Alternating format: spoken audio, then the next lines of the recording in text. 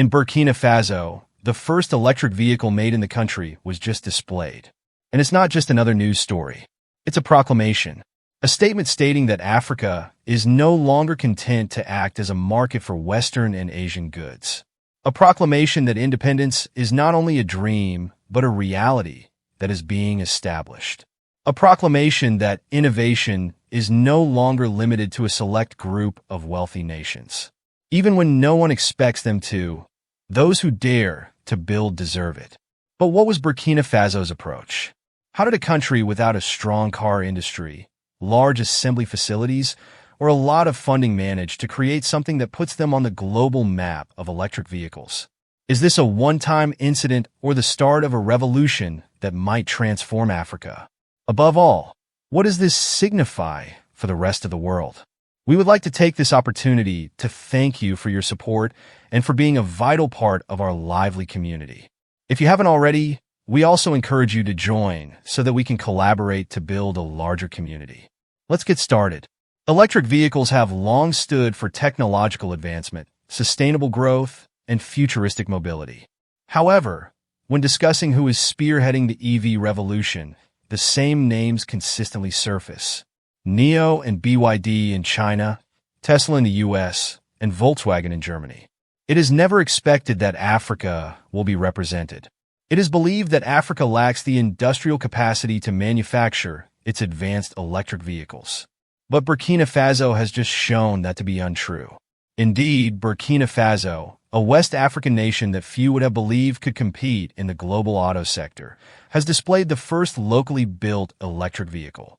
This vehicle is not an imported vehicle with minor modifications. It was developed totally in-country by Burkina Faso engineers who customized it to fit the particular needs of African drivers and the characteristics of African roadways. This achievement is far more than just building a car. The intention is to show that Africa is not just a market for products from Asia and the West, but can also be a leader in high-tech innovation.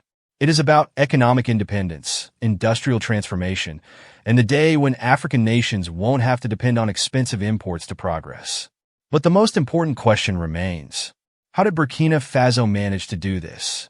How could a nation with no past experience in the automobile business do something that even wealthier African countries have struggled to achieve?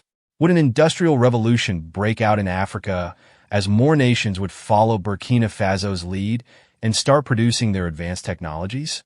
Even if the story of this electric car is just getting started, one thing is clear immediately. People's views of Africa's potential have changed as a result. Let's talk about Burkina Faso's success. If you asked automotive specialists 5 years ago if Burkina Faso could manufacture its own electric vehicles, they would have laughed. They weren't antagonistic to Burkina Faso. They simply believed it was impossible. Even more wealthy African countries have struggled to do this. How could a nation with no past experience in the automobile sector do it? Would Burkina Faso's example be followed by numerous African nations starting to manufacture their advanced technologies, so initiating an industrial revolution throughout the continent? One thing is certain: even though the story of this electric car is just getting started, it has changed how people view the potential of Africa. How did Burkina Faso succeed? Let's talk about it. 5 years ago, Burkina Faso's ability to manufacture its own electric vehicles would have been sneered at by automotive specialists. Not because they were against Burkina Faso, but simply because they believed it was impossible.